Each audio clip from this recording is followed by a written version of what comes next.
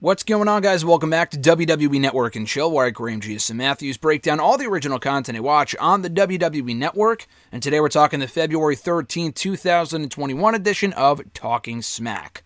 So we start off with Kayla Braxton and Paul Heyman talking about the men's Universal Championship #1 Contenders Elimination Chamber match at the Elimination pay-per-view coming up next weekend. And Kayla asks Heyman for his thoughts on Jey Uso being in the Elimination Chamber. And she says to him, "Oh, Paul, do you want to share any thoughts on Jey Uso being announced for the Universal Championship #1 Contenders Elimination Chamber match?"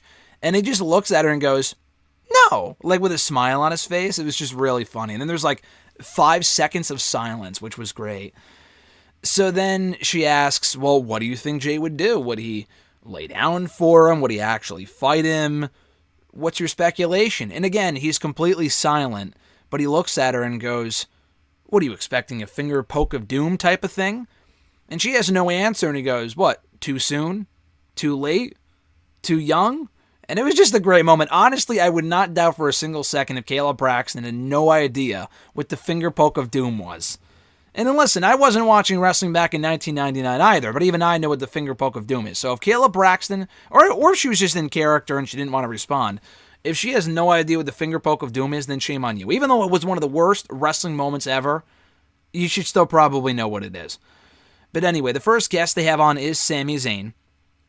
And he asks, "Why aren't you guys talking about the fact that I overcame the odds to qualify for the Elimination Chamber?"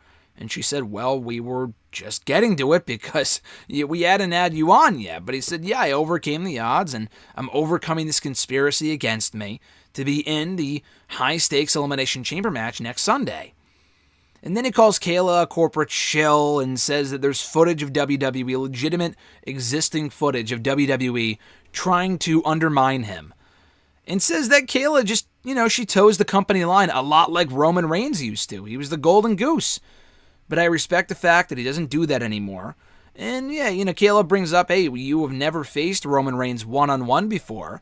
And Sami said, "Yeah, and when it comes to me winning the chamber, and I will, between me and Roman, it could go either way," which I just almost laughed at, because if it came down to him and Roman, let's say hypothetically, which he won't, but hypothetically Sami Zayn wins the Elimination Chamber, could it go either way between Sami and his current character and Roman Reigns and his current character? The answer is no. The match would be over in 2 fucking minutes. Sami would not stand a chance. So obviously he was getting a bit of ahead of himself there, a bit too confident in his own abilities. And then he leaves. And then Heyman's all respectful towards Sami. And then after he leaves, he talks about the conspiracy that Sami believes is against him. And he says there is, because when he was the Raw executive director, which he acknowledges here, he also would conspire against Sami Zayn because he's annoying and he's a prick. He's an annoying prick is what Heyman says. So I thought that was great. They then welcome on Sasha Banks, and who says that she would absolutely love the opportunity to face Bianca Belair one-on-one at WrestleMania 37. And she may call herself the roughest and the toughest and the fastest, and that might be true, but she's not the best. She's not the best, because Sasha Banks is, according to the boss herself. Kayla brings up how, because it's Black History Month, that if indeed Bianca chooses to face Sasha at WrestleMania, it would mark the first time ever that 2 African-American women have faced off in the main event of a WrestleMania. I mean, we've only had one women's main event ever at WrestleMania, but she's probably right. I don't know if we've ever had 2 black superstars, 2 black women, female superstars, face off at WrestleMania. I know Naomi won the SmackDown Women's Championship at WrestleMania, but that was a 6-pack challenge. I'm trying to think. I don't think we've ever seen that before, which would be awesome, and I think that's the direction we're going in. But she specifically said main event, and obviously Bianca and Sasha is not main eventing WrestleMania, but it got me thinking.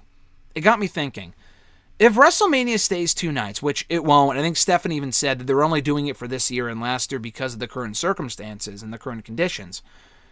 But if it stayed 2 nights, I know obviously one night would be for the WWE Championship in the main event, and then the other would be the Universal Championship in the main event. But last year we had a cinematic match between AJ and Taker in the main event.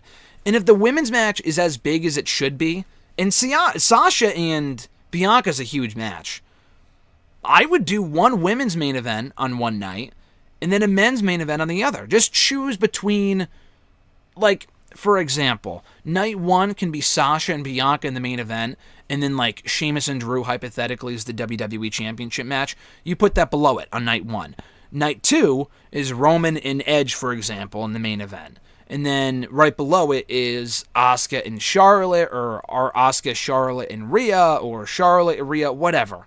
You know what I mean? Like, I think it'd be cool to get one women's main event on a night, and then one men's main event on a night, assuming the women's match is big enough, which, you know, Sasha and Bianca is. So just an idea that I was thinking of while watching this when they brought that up. So anyway, they also plugged the Daytona 500 for tomorrow. So not only do we have Valentine's Day tomorrow, which some people don't care about, which is completely fine, but we also have TakeOver Vengeance Day and the Daytona 500, which I talked about with Mr. Marceau RJ on WrestleRant Radio on Thursday. But yeah, so that's coming up tomorrow, and the reason they plugged that is because Sasha Banks will be the flag bearer. I forgot what the exact title that she'll be holding on that at that event. And she admits that she knows absolutely nothing about NASCAR, but she can't wait to wave the flag anyway. And they also promote Broken Skull Sessions, which she's going to be on, I think, not this Sunday, but next Sunday. The Sunday of the pay-per-view, which is cool. And then Heyman kind of gives Sasha a pep talk in saying that Bianca is a true threat to your title reign. Definitely the biggest threat that you face so far, and maybe your biggest threat ever. That's how good that she is. And he kind of gives her this speech about how she needs to go out there and prove that she's the best by any means necessary. And she says, hey, if she wants to prove that she's the EST, then she needs to come find out if she is the best by facing me at WrestleMania. That's why she needs to choose me.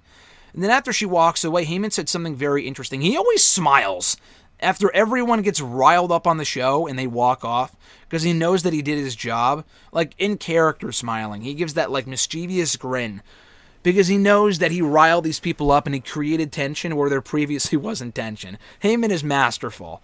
But he says after she leaves, he says that Sasha needs to bring back that old aggressive Sasha in order to match Bianca Belair.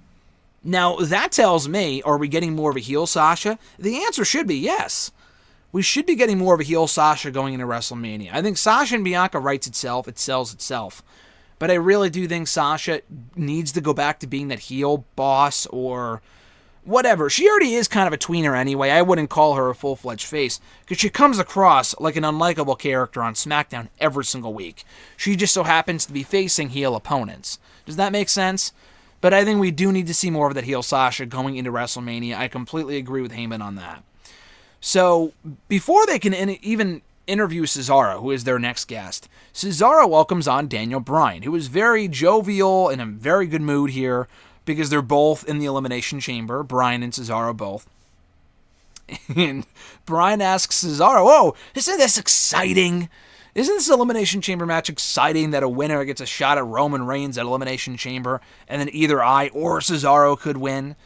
And then he asks Heyman, when was the last time Roman Reigns even wrestled on SmackDown?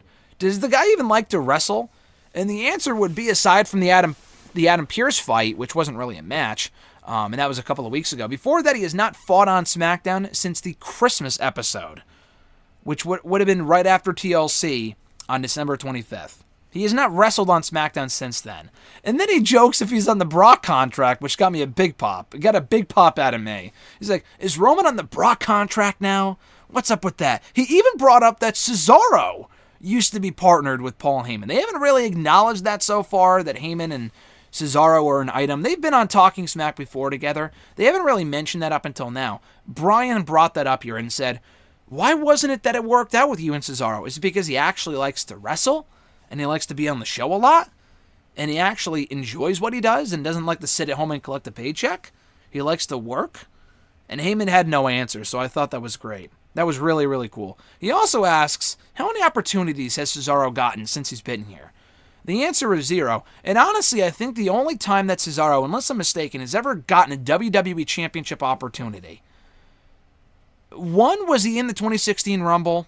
No, he wasn't. He was hurt, which was for the WWE Championship, so he wasn't in that. The only time I can think of him getting a championship match was when he was in that Elimination Chamber match for the WWE Championship in 2014. I don't know if he came close to winning, but he was definitely in like the bottom 3, I think, with Orton and Bryan, if I'm not mistaken. That's the only, which coincidentally was also an Elimination Chamber match. So other than that, I can't remember a single time that Cesaro has ever gotten a World Championship match in WWE. Definitely not one-on-one, to my recollection. So anyway, he says that it will come down to him and Cesaro inside the chamber, because Owens probably doesn't have the stamina. Corbin doesn't have the stamina. He knows for a fact that Sami Zayn doesn't have the stamina, which made me laugh. But Bryan and Cesaro do. And they will go all night long if they have to inside that chamber if it means getting a shot at Roman Reigns' Universal Championship. And then Heyman tries to stir the pot by asking them, you know what's going to happen, right? It's going to come down to you two, and then who's going to win? Who's going to have the opportunity to face my client, Roman Reigns? So he tries to kind of stir up some bad blood between the two. Cesaro says very, decisively that he would win, which is probably true. He's now beaten Bryan clean twice in the last month. So he says the outcome would be no different. Before Bryan can answer that, he just says, listen, I know what you're trying to do, Heyman. I know what you're trying to do, Paul. And it's not going to work. Because it doesn't matter. Either way, either I would be honored to lose to Cesaro, or I win. And if I win, Roman's in fucking trouble. Because I'm coming for that Universal Championship.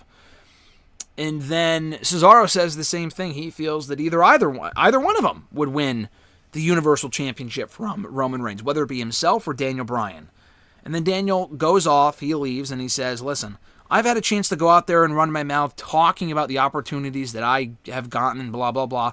I've gotten my time. Cesaro hasn't. So he gives the mic to Cesaro, and Cesaro, not an amazing promo, but you could tell it was from the heart, probably not scripted, talking about how he hasn't gotten any opportunities in WWE at World Title Gold. He's always been overlooked. And he feels that he's a shoo-in to beat Roman Reigns at Elimination Chamber. And he also feels that hard work pays off. So he looks into the camera and he says, listen, I loved working my way up. I loved working my way up the ladder in WWE. That's why I'm here. When I came to the US, I didn't immediately work for WWE. It doesn't work like that for me. I've appreciated every single one of these people that's watching right now that ever believed in me. And I'm going to use that support to take me into the Universal Championship. I'm not really doing the promo justice. It was a lot longer than that. It was like 2 minutes long. It was a great piece of work. And we do not hear from Cesaro often enough, so I thought that was really, really, really refreshing. This was a great episode of Talking Smack. I mean, the sky is fucking blue. But I thought Cesaro and Bryan were the best part. Sasha served her purpose, and even Sami Zayn was fine too. So, a great episode of Talking Smack here. Definitely make time for the Bryan Cesaro stuff, and especially the promo from Cesaro. I love the stuff we see in Talking Smack, but the problem is that we should be seeing this shit on SmackDown itself. Like, if not enough people are watching Talking Smack, which I'm sure is the case, it gets a lot of traction in social media, and that's nice. But they gotta be airing this stuff on the show itself. If you're not gonna do the promo on SmackDown, at the very least, show a replay of the promo. I know it's like a week later and it's old news by that point. Like, they don't do that with Raw Talk, nor do they need to, because Raw Talk sucks for the most part. But with Talking Smack, replay this footage in video packages on SmackDown before big matches, because then it makes these promos mean more. We need to be seeing this stuff on SmackDown. But if we're not, I'm glad we're getting to see it at all, because this was really good stuff. Be sure to like this video, drop a comment, share the video, and subscribe to the channel for more daily content. Check out all my other Talking Smack reviews in the description box down below. We'll be back tomorrow with a two-parter, two videos. One, a WandaVision Season 1 Episode 6 review. Almost an hour and a half long. Really, really good review this week. They're all great. This week especially is enjoyable. And then also my exclusive interview with NXT's Ember Moon before TakeOver Vengeance Day tomorrow night. My interview with Finn Balor, the current NXT champion, actually went up yesterday. So you can check that out as well. That was a really, really fun chat. So check out my interview with Finn Balor. That was awesome. But yeah, guys, enjoy the weekend. Enjoy Valentine's Day if you're celebrating. If not, enjoy TakeOver Vengeance Day regardless. I'm Graham G.S. Matthews, and I'll catch your ass down the road.